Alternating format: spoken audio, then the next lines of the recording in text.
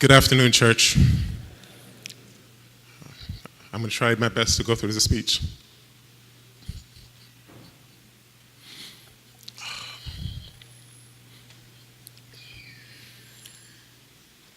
As a young woman, my mother's most favorite prayer was to have a child. This was not easy for her to achieve at first, but through prayer, patience, she did become a mother. And from that moment on, she dedicated more time, more love, and more attention to mothering than one would think possible. I was the focus and the beneficiary of that unfailing love and guidance. The older I got and the more I saw the real world, the better I understood how profoundly blessed I was to have a mother that I did. My mother's early life was not easy, and 70-odd years ago, the future that would be hers, far from clear. At the same, basically her future was not clear. She had challenges. She learned and she taught me how to overcome these challenges. She knew from a very early age how to ignore life's obstacles and reach for its possibilities. She knew how to find strength in the love of friends while ignoring her foes. She knew, in other words, how to make a way out of no way, how to hope and strive and achieve with faith and positivity and gratitude. My mother willingly shared and taught and encouraged those beyond her immediate family,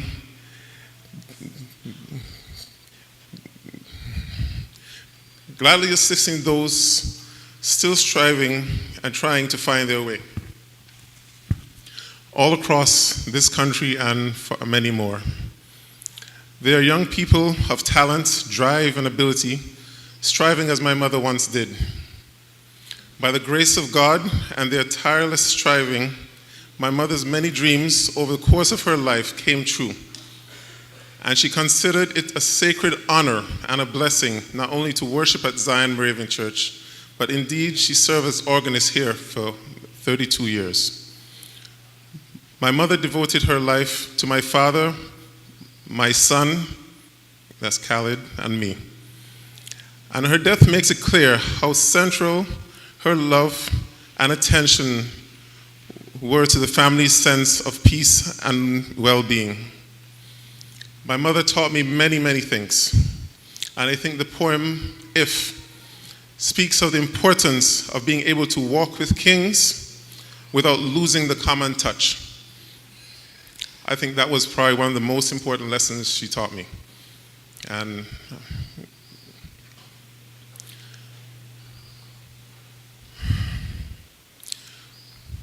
she taught me how to have courtesy and respect for all.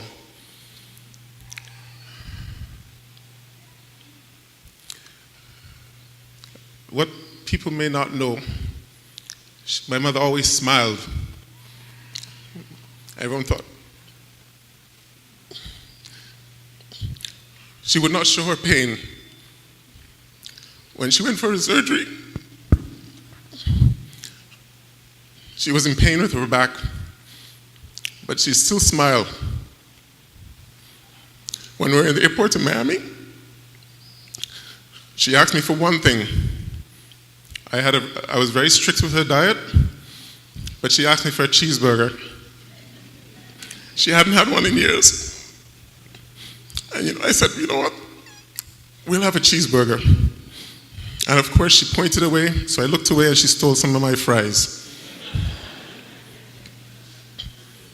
I knew that wouldn't hurt her.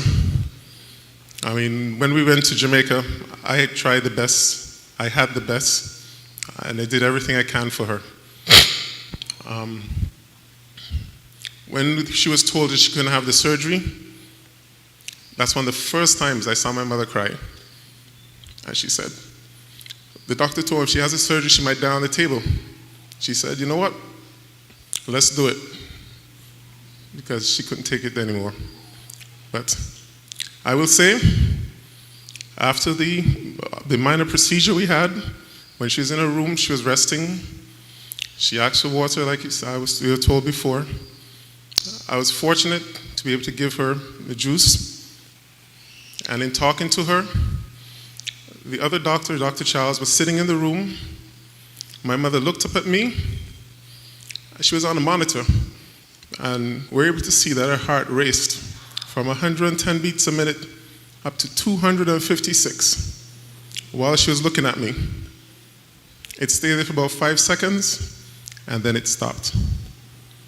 I must say, I'm happy she didn't experience much pain and lingering before she passed. I'm very sad to lose her, but it's the will. On behalf of my father, my son, and myself, I thank you all very much for being with us as we give thanks for the life of my mother and as we pray that she may rest in eternal peace. Thank you.